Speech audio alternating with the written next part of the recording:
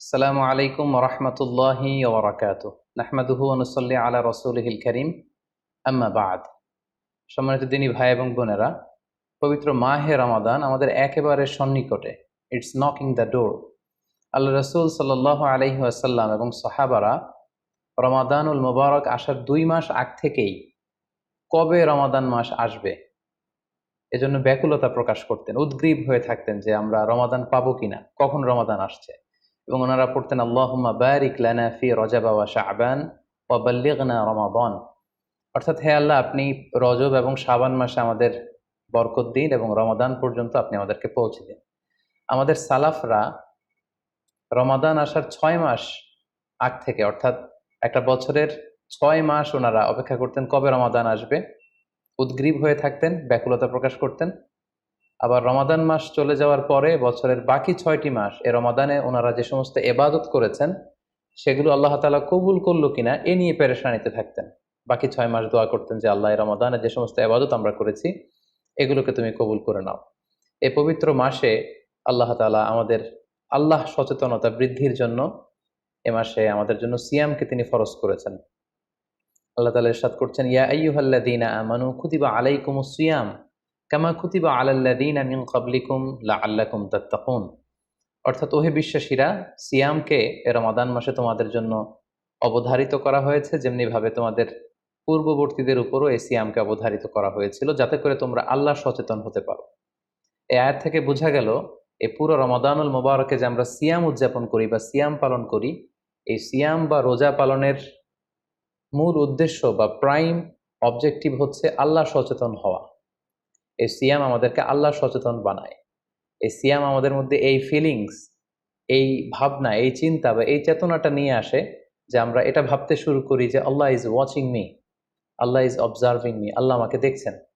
এই চিন্তাটাকে, এই সেন্সটাকে, এই ফিলিংটাকে ডেভেলপ করার জন্যই আল্লাহ তাআলা এই মাসে সিয়ামকে আমাদের উপর ফার্জ করেছেন, এবং সেটাই আল্লাহ এই আয়াতের শেষাংশে বলছেন, লাআল্লাকুম তাত্তাকুন, যাতে করে তোমরা আল্লাহ সচেতন হতে পারো, যাতে করে তোমরা গড কনশাস হতে পারো। আমরা যখন সিয়াম পালন করি আমরা তখন ক্ষুধার্ত, আমরা তৃষ্ণার্ত। ঘরের ভেতরে আমরা চাইলে, কেউ নেই, কেউ আমাকে দেখছে না, আমি চাইলেই খেয়ে ফেলতে পারি। আমি চাইলেই কিন্তু পান করে আমার তৃষ্ণা মেটাতে পারি, কিন্তু আমি খাচ্ছিও না, পানও করছি না। কারণ আমি এটা ফিল করি যে কেউ দেখে না, কিন্তু আল্লাহ দেখে। পৃথিবীর কেউ আমাকে দেখছে না। দরজা বন্ধ করে, জানালা বন্ধ করে, ফ্রিজ থেকে ঠান্ডা পানি বের করে, শরবত বের করে আমি কিন্তু ঘরের ভেতরে যখন একা একা থাকি আমি খেয়ে আমার তৃষ্ণা নিবারণ করতে পারি। কিন্তু এটা আমরা কেউই করি না, কারণ আমরা ফিল করি যে পৃথিবীর কেউ যদি নাও দেখে, আল্লাহ সুবহানাহু ওয়া তাআলার চোখে কিন্তু আমরা ফাঁকি দিতে পারছি না। হি ইজ ওয়াচিং মি, তিনি আমাদেরকে দেখছেন। তাহলে সম্মানিত দিনী ভাই এবং বোনেরা, এই সিয়াম আমাদের মধ্যে আল্লাহ কনসিয়াসনেস, আল্লাহ সচেতনতা, এটা ডেভেলপ করে। পাশাপাশি সিয়ামের মাধ্যমে আমরা আমাদের প্রবৃত্তির উপর নিয়ন্ত্রণ অর্জন করি। গোটা বছর প্রবৃত্তি আমাদেরকে নিয়ন্ত্রণ করে, সারা বছর প্রবৃত্তি আমাদের উপর জিতে, আর আমরা এই রমাদান মাসে প্রবৃত্তির উপর জয়লাভ করি। যেমন পুরো বছর ব্যাপী আমার যখন ক্ষুধা লাগে আমি খাই, তৃষ্ণার্ত হলে পানি পান করি, আমার কামনা জাগলে সেই কামনা আমি পূরণ করি। কিন্তু রমাদানে ক্ষুধা লাগলে কিন্তু আমরা খাই না। তৃষ্ণায় গলা ফেটে যাচ্ছে, তৃষ্ণায় গলা কাঠ হয়ে যাচ্ছে, কিন্তু এক ফোঁটা পানি আমি পান করছি না। সিয়াম পালন করা অবস্থায় দিনের বেলা আমরা যারা বিবাহিত, আমাদের স্ত্রীদের সাথে অন্তরঙ্গ মুহূর্ত আমরা কাটাচ্ছি না। তার মানে আমার যেটা মন চাচ্ছে, আমার যেটা ডিজায়ার, আমার যেটা ডিমান্ড, সেটা আমি ফুলফিল করছি না। অর্থাৎ আমার প্রবৃত্তিকে আমি নিয়ন্ত্রণ করি। তাহলে সিয়াম পালনের মাধ্যমে প্রবৃত্তিকে কিভাবে কন্ট্রোল করা যায়, প্রবৃত্তিকে কি করে নিয়ন্ত্রণ করা যায়, এটা আমরা শিখি। সারা বছর প্রবৃত্তি আমাদের উপর জয়লাভ করে, আর এই সিয়ামের মধ্যে দিয়ে কেমন যেন রমাদানে আমরা প্রবৃত্তির উপর জয়লাভ করি। আমাদের কাছে প্রবৃত্তি হেরে যায়, জিতে যায় আমাদের আল্লাহ তাআলার প্রতি আস্থা এবং ভালোবাসা। এই সিয়ামের আরো একটি শিক্ষণীয় বিষয় হচ্ছে, এই সিয়াম আমাদেরকে সংযমী বানায়, রেস্ট্রেইনড বানায়। আমরা চাইলেই রোজা পালন করা অবস্থায় যা মনে চায় তা করতে পারি না। এবং সহিহ বুখারীর বর্ণনায় আল্লাহর হাবিব সাল্লাল্লাহু আলাইহি ওয়াসাল্লাম আমাদেরকে শিখিয়েছেন যে কেউ যখন রোজা রাখে সে যেন অশ্লীল কথা না বলে, রোজা রেখে সে যেন কাউকে গালি না দেয়। এমনকি কেউ যদি তাকে গালি দেয় অথবা কেউ যদি তার সাথে ঝগড়া লাগতে আসে, সে যেন বলে ইন্নী ইমরুউন সাইম, অর্থাৎ আই এম ফাস্টিং, আমি রোজাদার, আমি রোজা পালন করছি। রোজা পালন করা অবস্থায় আমার পক্ষে অশ্লীল কথা বলা, ঝগড়া করা কোনো বাক বিতণ্ডায় জড়ানো সম্ভব না। তার মানে এই সিয়াম পালনের মধ্য দিয়ে সংযম যে ব্যাপারটা, এই ব্যাপারটা আমাদের আয়ত্তে চলে আসে। আমরা এই সিয়াম পালনের মধ্য দিয়ে সংযমী হয়ে উঠি। পাশাপাশি যারা সিয়াম পালন করছে তাদের জন্য আল্লাহর হাবিব সাল্লাল্লাহু আলাইহি ওয়াসাল্লাম ঘোষণা দিয়েছেন যে কিয়ামতের ময়দানে বিচার শেষে তারা যখন জান্নাতে ঢুকবে, রোজা পালনকারীদের জন্য আল্লাহ তাআলা একটি স্পেশাল গেট রেখেছেন যেটার নাম হচ্ছে রাইয়ান। এবং এই রাইয়ান গেট দিয়ে রোজাদাররা ছাড়া কেউ প্রবেশ করতে পারবে না। সুবহানাল্লাহি বিহামদি। আর একবার এই রাইয়ান দরজা দিয়ে যে ব্যক্তি ঢোকার সুযোগ পাবে জান্নাতে, he will never be thirsty again. সে কখনো আর তৃষ্ণার্ত হবে না, চিরকালের জন্য তার গলা থেকে তৃষ্ণা হারিয়ে যাবে। পাশাপাশি আল্লাহ তাআলা ইরশাদ করছেন যে সব আমলগুলোকে সওয়াব বাড়ানো হয় এবং সওয়াবের প্রতিদান বান্দাদেরকে দেয়া হয়, কিন্তু এই সিয়ামের ব্যাপারটা ভিন্ন। এর প্রতিদান আমি আল্লাহ নিজ হাতে দেব। আরেক বর্ণনা এসেছে এই সিয়ামের প্রতিদান আমি নিজেই। আমরা যদি একটু খেয়াল করে দেখি যে রমাদানুল মুবারাকে আমরা যত নেক আমল করছি বা সৎকর্ম করছি, এগুলোর সওয়াবগুলোকে কিন্তু জ্যামিতিক হারে বাড়ানো হয়। দ্য রিওয়ার্ডস অফ আমাল is multiplied in this blessed month of Ramadan. এ মাসে আমরা একটা নফল আবাদত করলে সেটা ফরজের সমান সওয়াব দেওয়া হচ্ছে। একটা ফরজ আবাদত করলে সেটা 70 থেকে 700 গুণ সওয়াব দেওয়া হচ্ছে। এ মাসে উমরা করলে সেটা হজের সমান সওয়াব দেওয়া হচ্ছে। অর্থাৎ অর্থাৎ অন্যান্য মাসে আমরা যদি নেক আমল করি তাহলে সেটার সওয়াবকে বাড়ানো হয় গাণিতিক হারে, কিন্তু এই রমাদানুল মুবারাকে কোনো নেক আমল করলে এর সওয়াবকে বাড়ানো হয় জ্যামিতিক হারে। এটাকে মান্থ অফ স্পেশাল অফার বলা হয়, বিশেষ অফারের মাস। আল্লাহ তাআলা চেয়েছেন যে বিশেষ অফার দিয়ে আমাদেরকে এবাদতের প্রতি আগ্রহী করে তোলে, আকৃষ্ট করে তোলে। তিনি যেন আমাদের গুনাহগুলোকে ক্ষমা করে দিয়ে আমাদেরকে পাপ মুক্ত বান্দা হিসেবে স্বীকৃতি দিতে পারেন, তার একটা কেমন যেন আয়োজন তিনি করে থাকেন আমাদের জন্য পবিত্র মাহে রমাদানে। এবং এই রমাদানুল মুবারকের প্রতিটি রাতে আল্লাহ তাআলার পক্ষ থেকে একজন বিশেষ আহ্বানকারী ফেরেশতা তারা ডাকতে থাকে আর বলতে থাকে, ইয়া বাগিয়াল খায়রি আকবিল, হে কল্যাণের অভিযাত্রী, হে কল্যাণের পথের যাত্রী, আকবিল প্রসিড, গো অন, আরো সামনে যাও, আরো নেক কাজ করো, আরো ভালো কাজ করো। ইয়া বাগিয়াশ শাররি আকসির, হে পাপের পথের যাত্রী, আকসির স্টপ, থেমে যাও, অনেক হয়েছে, আর না, আর অন্যায়ের দিকে ধাবিত হয়েও না। এটা প্রতি রাতেই, রমাদানের প্রতিটি রাতেই এই আহ্বান করা হয় যে হে কল্যাণের পথের যাত্রী, ভালো কাজ করতে থাকো, হে অকল্যাণের পথের যাত্রী, এখনই থেমে যাও, আর সামনের দিকে আগ বাড়িও না। এবং এই বরকতপূর্ণ মাস পেয়েও যারা আল্লাহ তাআলার ক্ষমা পায়নি, রাসূল সাল্লাল্লাহু আলাইহি ওয়াসাল্লাম তাদের জন্য ভয়ঙ্কর ওয়ার্নিং দিয়েছেন, হুঁশিয়ারি দিয়েছেন, গভীর হুঁশিয়ারি তিনি বর্ণনা করেছেন। মসজিদে নববীতে আল্লাহ রাসূল সাল্লাল্লাহু আলাইহি ওয়াসাল্লাম একবার মিম্বারের প্রথম ধাপে পা রেখে বললেন আমিন, দ্বিতীয় ধাপে পা রেখে বললেন আমিন, তৃতীয় ধাপেও পা রেখে বললেন আমিন। সাহাবারা জিজ্ঞেস করলেন, ইয়া রাসূলুল্লাহ, তিনবার কেন আমিন বললেন? আমরা তো বুঝতে পারলাম না। আল্লাহ রাসূল সাল্লাল্লাহু আলাইহি ওয়াসাল্লাম তখন বললেন যে এইমাত্র জিবরিল আমার কাছে এসে আমাকে শুনিয়েছে যে যে ব্যক্তি রমাদানুল মুবারক পেয়েও ইবাদতের মাধ্যমে আল্লাহর ক্ষমা পেল না, সে দুর্ভাগা, সে হতভাগা। আমি তখন বলেছি আমিন। তারপর জিবরিল বলল যে মা বাবা উভয়কে পেয়ে তাদেরকে সন্তুষ্ট করার মধ্য দিয়ে যারা আল্লাহর জান্নাতকে হাসিল করতে পারলো না, তারা দুর্ভাগা, হতভাগা। আমি বলেছি আমিন। তৃতীয় পর্যায়ে জিব্রাইল বলেছে যে হে নবী, আপনার নাম শুনবার পরেও যে আপনার উপর দুরূদ পাঠালো না, অর্থাৎ সাল্লাল্লাহু আলাইহি ওয়াসাল্লাম বলল না, সে দুর্ভাগা, সে হতভাগা। তখন আমি বলেছি আমিন। সম্মানিত সুধী, এই হাদিস থেকে আমরা বুঝতে পারি যে যারা রমাদান পেয়ে আল্লাহর প্রিয় ভাজন বান্দা হতে পারলো না, আল্লাহর কাছ থেকে ক্ষমার ঘোষণা পেল না, তাদের চেয়ে দুর্ভাগা এবং হতভাগা আর কেউ হতে পারে না। তাই যেহেতু রমাদান আমাদের একেবারে সন্নিকটে, আর মাত্র 2 দিন পরে এই পবিত্র মাস আমাদের মাঝে আগমন করবে, তাই আমাদের উচিত এই মাসটাকে ভাব গাম্ভীর্যের সাথে উদযাপন করা, to take the best out of this blessed month, যত বেশি পরিমাণে সম্ভব নেক কাজ করে আল্লাহ তাআলার ক্ষমাপ্রাপ্ত বান্দাদের অন্তর্ভুক্ত হওয়ার চেষ্টা করা। আমরা যদি এই মাসকে উদযাপনের জন্য এখন থেকে একটা প্ল্যান করি বা প্রোগ্রাম করি এবং সেটার আলোকে যদি পুরো মাসটি আমরা পরিচালনা করবার চেষ্টা করি, তাহলে আশা করি খুবই ফ্রুটফুল ওয়েতে এই যে অফার দেয়া হয়েছে, স্পেশাল অফার, এই অফারগুলোকে আমরা কাজে লাগাতে পারবো এবং বেশি বেশি আবাদত করে আল্লাহ তাআলার প্রিয় ভাজনদের অন্তর্ভুক্ত হতে পারবো। এই পৃথিবীতে আমরা যখন কোনো বিজনেস রান করি, নিশ্চয়ই তার আগে একটা প্ল্যান করি, একটা প্ল্যান সাজাই। বড় কোনো প্রজেক্ট যখন আমরা হাতে নিই, আমরা একটা প্রজেক্ট প্ল্যান দাঁড় করাই এবং সেটার আলোকে আমরা সেই প্রজেক্টটাকে রান করবার চেষ্টা করি। তাই আর যেহেতু মাত্র 2 দিন বাকি, আমরা যদি এখন থেকেই একটি প্ল্যান করি বা একটি পরিকল্পনা সাজাই, হতে পারে এটা লিখিত পরিকল্পনা, কিংবা অ্যাটলিস্ট নিজের সাথে নিজের বোঝাপড়া যে আমি এই কাজগুলো রমাদানে করতে চাই, এগুলো করতে চাই না, ডুজ অ্যান্ড ডোন্টস গুলোকে আমি মেনে চলতে চাই, যেগুলো করা উচিত এগুলো আমি বেশি বেশি করব, যেগুলো থেকে দূরে থাকা উচিত এগুলোর ব্যাপারে আমি সাবধান থাকবো। অ্যাটলিস্ট মনের সাথে মনে একটা বোঝাপড়া অথবা কাগজে লিখে আমাদের একটি পরিকল্পনা করা উচিত। সো এ পর্যায়ে এই রমাদান কেন্দ্রিক আমরা কি ধরনের পরিকল্পনা করতে পারি এবং সেই পরিকল্পনায় কোন কোন বিষয়গুলো স্থান পেতে পারে বলে আমি মনে করি, সেগুলো আপনাদের সাথে সংক্ষিপ্তভাবে শেয়ার করবো ইনশাআল্লাহ। প্ল্যান করার ক্ষেত্রে সর্বপ্রথম যেটা আমি বলবো, প্ল্যান করবার সময় অল্প প্ল্যান করুন এবং সেটা যতটুকু প্ল্যান আপনি করবেন সেটা নিয়মিত করবার চেষ্টা করুন।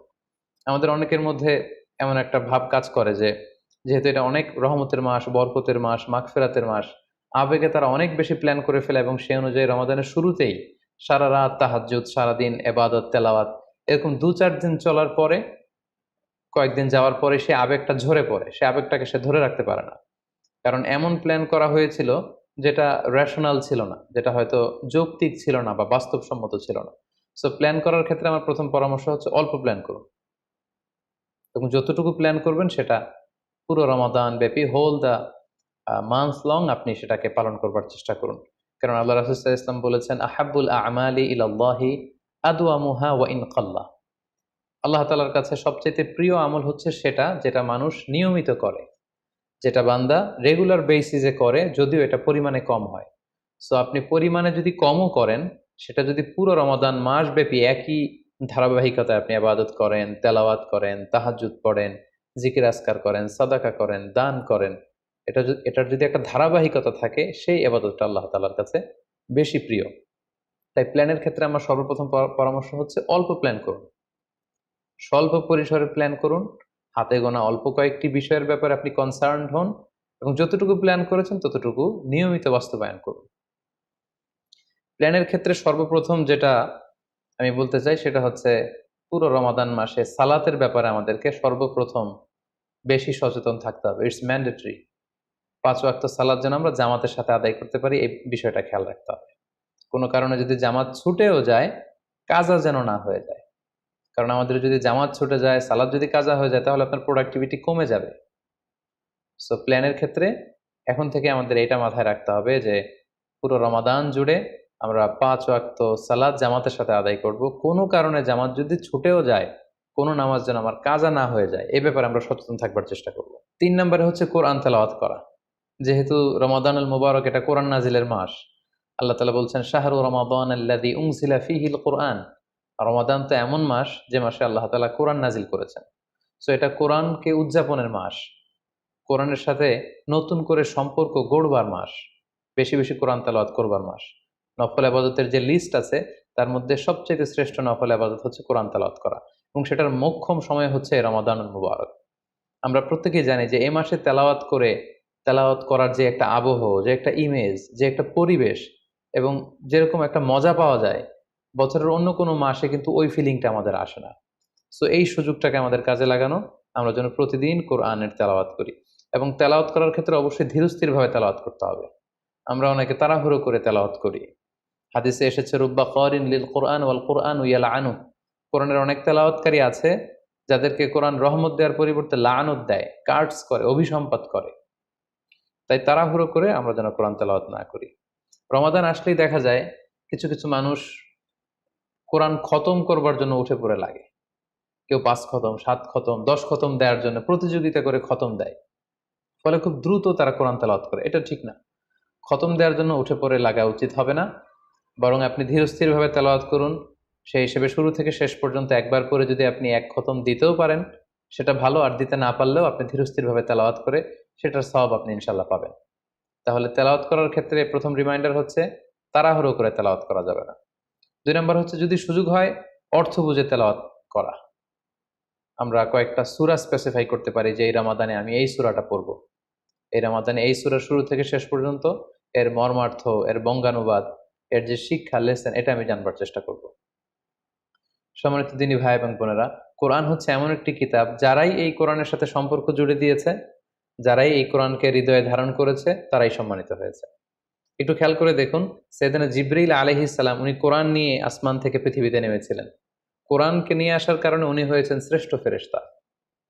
আল্লাহ রাসূল সাল্লাল্লাহু আলাইহি ওয়াসাল্লামের উপর কোরআন নাজিল হয়েছিল, তাই তিনি হয়েছেন শ্রেষ্ঠ রাসূল। এই রমাদান মাসে কোরআন নাজিল হয়েছে, তাই রমাদান মাস হচ্ছে 12টা মাসের শ্রেষ্ঠ মাস, সাইয়্যিদুশ শুহুর। কদরের রাতে এই কোরআন নাজিল হয়েছিল, তাই কদরের রাত হচ্ছে পৃথিবীর শ্রেষ্ঠ রাত। আমরা উম্মতে মুহাম্মাদী, আমাদের উপর কোরআন নাজিল হয়েছে, তাই আমরা হয়েছি খায়রু উম্মাহ, শ্রেষ্ঠ জাতি। আমাদের মধ্য থেকেও যারা কোরআনের সাথে অ্যাটাচমেন্টকে বাড়াবে, কোরআনকে যারা ধারণ করবে, তারা হবে পৃথিবীর শ্রেষ্ঠতম মানুষ। তাই আসুন কোরআন উদযাপনের এই মাসে আমরা যেন বেশি বেশি কোরআনের সাথে সম্পর্ককে নতুন করে আবার নবায়ন করি। 4 নাম্বার যেই ব্যাপারটি আমি প্ল্যানে বা পরিকল্পনায় রাখার চেষ্টা করব, সেটা হচ্ছে খুব বেশি খাবার দাবার বা কেনাকাটা এগুলোর ব্যাপারে আমাদেরকে একটু সাবধান থাকতে হবে। আমরা অনেকে মনে করে থেকে রমাদান মানেই মুখরোচক ইফতারি, ইফতার পার্টিতে জয়েন করা, উদরপূর্তি করে সাহারি খাওয়া, শপিং করা এবং কেনাকাটায় ব্যস্ত থাকা। আসলে ব্যাপারটি এমন নয়, কারণ আমরা জানতে পেরেছি যে এটা হচ্ছে বরকতের মাস, এটা অফারের মাস। নফল ইবাদতে ফরজের সমান সওয়াব, ফরজ করলে 700 গুণ সওয়াব, নফল উমরা করলে হজের সমান সওয়াব। সো এটা হচ্ছে মৌসুমুল ইবাদা, ইবাদতের মৌসুম। সো আমাদের যদি শপিং করা লাগে, আমাদের যদি কোনো প্রোগ্রামে অংশগ্রহণ করা লাগে, সেটা যেন আমাদের ফোকাস না হয়। কেনাকাটা, শপিং করা, এটা যেন আমাদের ফোকাস না হয়। ভুরি ভোজ করা, আমাদের বাসায় মা বোনরা যারা আছে তাদেরকে হরেক রকম আইটেমের বায়না ধরে সারাদিন তাদেরকে ব্যস্ত রাখা, ইবাদত থেকে তাদেরকে দূরে রাখা, এই কালচারগুলো থেকে আমাদেরকে দূরে থাকতে হবে। আমরা যখন রমাদান কেন্দ্রিক প্ল্যান করতে বসবো, আমরা যেন এটা ভাবি যে এই রমজানে একটু একটু করে আমি নিজেকে পরিবর্তন করতে চাই। ভুরিভোজ করা, ইফতার পার্টিতে বেশি বেশি যাওয়ার জন্য প্ল্যান করা, তারপর কেনাকাটা, শপিং, ঈদের শপিং এর জন্য সময় নষ্ট করা, এটা যেন আমাদের মূল ফোকাস না হয়। আমাদের মূল ফোকাস যেন হয় এটা ইবাদতের মাস, বেশি বেশি ইবাদত করে যেন আমরা আল্লাহর সন্তুষ্টি অর্জন করতে পারি। প্ল্যানের ক্ষেত্রে 5 নাম্বার যে পয়েন্টটি আমি বলবো সেটি হচ্ছে ইফতারির পূর্ব মুহূর্তে দোয়া করুন। এটি ভুলে যাওয়া যাবে না। প্রতিদিন ইফতারিকে সামনে নিয়ে আমরা দোয়া করব, কারণ হাদিসে এসেছে সালাসু দাওয়াতিন মুস্তাজাবা, 3 ব্যক্তির দোয়া আল্লাহ তাআলার কাছে কবুল হয়ে যায়। এই দোয়া আল্লাহ কখনো ফিরিয়ে দেন না। এর মধ্যে একটা দোয়া হচ্ছে দাওয়াতুস সাইম, রোজাদারের দোয়া আল্লাহ কখনো ফিরিয়ে দেন না। দাওয়াতুস সাইমি মাকবুল, এটা আল্লাহর কাছে কবুল হয়ে যায়। ঠিক ওই মুহূর্তটাতে আল্লাহ তাআলার সফট কর্নার খুব বেশি গ্রো করে, আল্লাহর রহমতের দরিয়ার মধ্যে একটা অভাবনীয় জোশ পড়ে যায়। আল্লাহ তাআলা এই দৃশ্যটাকে খুব দেখতে পছন্দ করে যে বান্দা সামনে খাবার নিয়ে বসে আছে, শরবত নিয়ে, পানীয় নিয়ে বসে আছে, ক্ষুধায় তৃষ্ণায় সে জর্জরিত, সে চাইলেই সামনে থেকে নিয়ে মুখে তুলে খাবারটা খেতে পারে, কিন্তু সে আমার ভয়ে খাচ্ছে না। তখন আল্লাহ তাআলা এই দৃশ্যটা দেখতে বড্ড পছন্দ করেন। ঠিক এই মুহূর্তে আপনি যখন বুদ্ধি করে আল্লাহ তাআলার কাছে চাইতে শুরু করবেন, কায়মনো বাক্যে চোখের পানি ছেড়ে, আপনি চাইতে দেরি হবে, এই দোয়া আল্লাহ তাআলার কাছে কবুল হতে দেরি হবে না। তাই এই ভুলটি যেন আমরা না করি, এই বরকত যেন আমরা মিস না করি। প্রতিদিন খেয়াল করে, সম্মানিত দিনী ভাই এবং বোনেরা, খেয়াল করে ইফতারির পূর্ব মুহূর্তে দোয়া করুন। আপনার কি চাহিদা, আকুতি মিনতি আল্লাহর কাছে আছে, আপনি পেশ করুন। 7 নম্বর পয়েন্টটি হচ্ছে ধীরস্থির ভাবে তারাবির সালাত পড়ুন। প্ল্যান করে ফেলুন কোন মসজিদে পড়বেন, কোথায় পড়বেন, কোভিড আউটব্রেকের কারণে কোনো রেস্ট্রিকশন থাকলে বাসায় কিভাবে পড়বেন, পরিবেশটা আপনি কেমন দেখতে চান, কিভাবে করতে চান, এখন থেকে প্ল্যান প্রোগ্রাম করে ফেলুন। তারাবির সালাতের ক্ষেত্রে পরামর্শ হচ্ছে ধীরস্থির ভাবে তারাবির সালাত আদায় করুন। সালাতুত তারাবিহ শব্দের অর্থই হচ্ছে বিশ্রামের সালাত, অর্থাৎ আপনি বিশ্রাম নিয়ে নিয়ে 2 রাকাত করে, 4 রাকাত শেষে তাসবিহ পড়ে বিশ্রাম নিয়ে আবার 2 রাকাত, 4 রাকাত এভাবে পড়তে থাকবেন। আমাদের বাংলাদেশের বেশিরভাগ মসজিদগুলোতে যেহেতু 20 রাকাতের সালাতুত তারাবি হয়, আমরা সাজেস্ট করি যে আপনারা 20 রাকাত সালাতুত তারাবি আদায় করুন। অসুস্থতাজনিত কোনো কারণে কারো যদি কম পড়তে হয় সেটা ভিন্ন ব্যাপার, তবে আমরা 20 রাকাতের কথাই সবাইকে সাজেস্ট করে থাকি, যেহেতু এটা আবাদতের মাস, যত বেশি আবাদত করা যায় ততই এটা কল্যাণকর। তো সেক্ষেত্রে রাকাত বিতর্ক আপনাদেরকে এড়িয়ে চলা উচিত। রমাদান আসলে আমাদের মধ্যে এই শয়তান এই বিষয়টাকে উস্কে দেয় যে তারাবির সালাতকে 8 রাকাত না 20 রাকাত নাকি 12 রাকাত। সো তারাবির সালাত ধীরস্থির ভাবে আদায় করুন, রাকাত বিতর্ক এড়িয়ে চলুন। এটা হচ্ছে একটা বড় ফিতনা। কত রাকাত আপনি পড়বেন আপনার সাধ্য অনুযায়ী আপনি পড়ুন। আমরা 20 রাকাতের কথা সাজেস্ট করি, তবে রাকাত বিতর্কে জড়ানো আমাদের কখনোই উচিত হবে না। 8 নাম্বার যে পয়েন্টের কথা বলবো সেটি হচ্ছে শেষ রাতে তাহাজ্জুদের সালাত আদায় করা। বছরের অন্য সময়গুলোতে রাত 4টার দিকে উঠে আসলে অনেকের পক্ষেই তাহাজ্জুদের সালাত আদায় করা সম্ভব হয়ে ওঠে না। যেহেতু রমাদানুল মুবারকে সাহারি খাবার জন্য আমাদেরকে উঠতেই হচ্ছে, সাহারি খাওয়ার পরে আপনি অজু করে আপনার সুবিধা মতো 2 রাকাত 4 রাকাত তাহাজ্জুদের সালাত আপনি আদায় করুন। তাহাজ্জুদের সালাতে সিজদায় পড়ে আপনি আল্লাহ তাআলার কাছে আপনার মনের আকুতি আপনি তুলে ধরুন। এই মুহূর্তটাতে তাহাজ্জুদের এই সময়টাতে আল্লাহ তাআলা প্রথম আকাশে মনোনিবেশ করে তিনি ডাকতে থাকেন, কার কি লাগবে? কার খাবারের দরকার? আমার কাছে চাও, আমি খাবারের ব্যবস্থা করে দেব। কার রিজিকের দরকার? রিজিকের ব্যবস্থা করে দেব। কার সফলতা দরকার? আমি আল্লাহ তাআলা সফলতা দেয়ার মালিক, আমি সফলতার ব্যবস্থা করে দেব। যে মুহূর্তটুকুতে বা যে সময়ে আল্লাহ তাআলা আমাদেরকে দেয়ার জন্য তিনি আমাদেরকে ডাকছেন, আমাদেরকে দেয়ার জন্য তিনি বসে আছেন, প্রস্তুত আহ্বান করছেন, কিন্তু আমরা সেই আহ্বানে সাড়া দিচ্ছি না। তাই রমাদানুল মুবারকে তাহাজ্জুদের সালাতের অভ্যাস করার একটা সুবর্ণ সুযোগ কিন্তু আমাদের আসছে। যেহেতু সাহরি খেতে আমরা উঠবই, উঠে আমরা তাহাজ্জুদের সালাত আদায় করে নেব। 9 নম্বর যে পয়েন্টটি উল্লেখ করতে চাই সেটি হচ্ছে সোশ্যাল মিডিয়ার নিয়ন্ত্রিত ব্যবহার বা পরিমিত ব্যবহার। যত কম ব্যবহার করা যায় ফেসবুক, ইউটিউব, অনলাইনে যত আপনি কম সময় দিতে পারবেন, আপনার প্রোডাক্টিভিটি ঠিক তত বাড়তে থাকবে। জরুরি প্রয়োজনে যে সমস্ত কাজ একেবারে করাই লাগে, যেগুলোকে অ্যাভয়েড করা মোটেও সম্ভব না, সেগুলো আপনি করতে পারেন। তবে আমাদের সাজেশন হচ্ছে ফেসবুকিং, টুইটারিং এবং ইউটিউবিং এই সমস্ত কাজে, সোশ্যাল মিডিয়ার কাজে যত কম আপনি এই রমাদানুল মুবারকে সময় ব্যয় করতে পারবেন, সময়টা ঠিক ততই আপনার প্রোডাক্টিভ ওয়েতে কাজে লাগবে ইনশাআল্লাহ। 10 নম্বর পয়েন্ট এবং সর্বশেষ পয়েন্ট হচ্ছে রমাদানুল মুবারকের মূল আকর্ষণ হচ্ছে রমাদানুল মুবারকের শেষ দশকে, অর্থাৎ রমাদানের কদরের রাতগুলো হচ্ছে লাস্ট 10 ডেজ অফ রমাদানে। আল্লাহ রাসূল সাল্লাল্লাহু আলাইহি ওয়াসাল্লাম ইরশাদ করেছেন, ফালতামিসু ফিল আশরিল আওয়াখিরি মিনাল বিতর, রমাদানের শেষ দশকের বেজর রাত্রিগুলোতে তোমরা কদরের রাত তালাশ করো। তাই আপনারা যখন প্ল্যান করতে বসবেন, এখনই ক্যালেন্ডার সামনে নিয়ে রমজানের শেষ দশক কত তারিখ থেকে কত তারিখ পরে প্ল্যান করে নিন, এবং অড নাইটগুলো, বেজর রাত্রিগুলো কোন কোন রাত্রিগুলো হতে পারে এখনই প্ল্যান করে নিন। যত ধরনের ব্যস্ততা, যত ধরনের ঝামেলা, যত ধরনের দায়িত্ব, এই কাজগুলোকে আপনি আগে পরে সেরে নেবেন, কিন্তু এই 10 দিনের স্পেশাল টাইমটাকে আমাদের ইবাদতের জন্য রাখা উচিত। আল্লাহ রাসূল সাল্লাল্লাহু আলাইহি ওয়াসাল্লাম রমজানের শেষ দশকে যখন তিনি পৌঁছতেন, তিনি তখন এমনভাবে ইবাদত করতেন, তিনি কাউকে চিনতেন না, কারোর সাথে বেশি কথা বলতে চাইতেন না। তিনি রাতে সারা রাত জেগে থাকতেন, ফ্যামিলি মেম্বারদেরকে উঠিয়ে দিতেন, জাদ্দা ওয়া সাদ্দাল মিজহার, কোমরে গামছা বেঁধে তিনি ইবাদতে লেগে পড়তেন। এই শেষ দশকে তিনি এত ইবাদত করতেন, বছরের কোনো সময়ে আল্লাহ রাসূল সাল্লাল্লাহু আলাইহি ওয়াসাল্লামকে এত বেশি ইবাদত করতে কিন্তু দেখা যেত না। তাই এই শেষ দশকের বেজর রাত্রিগুলো যেন আমরা মিস না করি, এবং শুধু 27 রমজানে আমরা কদর হিসেবে পালন করব, ব্যাপারটা যেন এমন না হয়ে যায়। কারণ যদি কোনো কারণে কদর মিস হয়ে যায়, এটা হচ্ছে খায়রুম মিন আলফি শাহর, 1000 মাসের চেয়েও সেরা। ওই এক রাতের ইবাদত হচ্ছে 1000 মাসের ইবাদতের সমান। এবং আল্লাহর হাবিব সাল্লাল্লাহু আলাইহি ওয়াসাল্লাম বলেছেন, মান হুরিমা খায়রাহা ফাকাদ হুরিম, যে কদরের রাতের বরকত থেকে বঞ্চিত হলো, হি ইজ দ্য লুজার। এই বরকতের মাসে নিশ্চয়ই আমরা কেউই লুজার হতে চাই না, আমরা সবাই গেইনার হতে চাই। সো আমরা যদি গেইনার হতে চাই, রমাদানের সর্বোচ্চ বরকতটুকু যদি আমরা হাসিল করতে চাই, লাস্ট 10 ডেজ অফ রমাদান, রমজানের শেষ দশকের বেজর রাত্রিগুলো যেন আমরা খুবই আন্তরিকতার সাথে সিনসিয়ারলি আবাদত করে কদরের বরকত হাসিল করবার চেষ্টা করি। সম্মানিত দিনী ভাই এবং বোনেরা, রমাদান আসতে আর মাত্র 2 দিন বাকি। সংক্ষিপ্ত পরিসরে রমাদান কেন্দ্রিক আমাদের প্ল্যান কেমন হওয়া উচিত এবং সেই প্ল্যান বা পরিকল্পনাতে কোন কোন বিষয়গুলো আমাদের খেয়াল রাখা উচিত, এই বিষয়ে সংক্ষিপ্ত পরিসরে আমি আলোচনা করলাম। আশা করি এগুলো যদি আমরা খেয়াল রাখি, তাহলে খুব ফ্রুটফুল এবং প্রোডাক্টিভ ওয়েতে আমরা আমাদের রমাদানকে কাটাতে পারবো। আমরা গত বছর আমাদের অনেক প্রিয়জনদের সাথে একসাথে রমাদান কাটিয়েছি, তাদের অনেকে কিন্তু এবছর আমাদের সাথে নেই।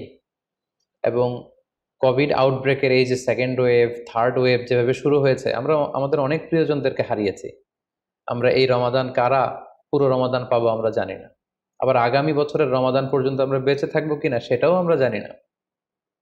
সো এই রমাদান হতে পারে আমাদের জীবনের শেষ রমাদান।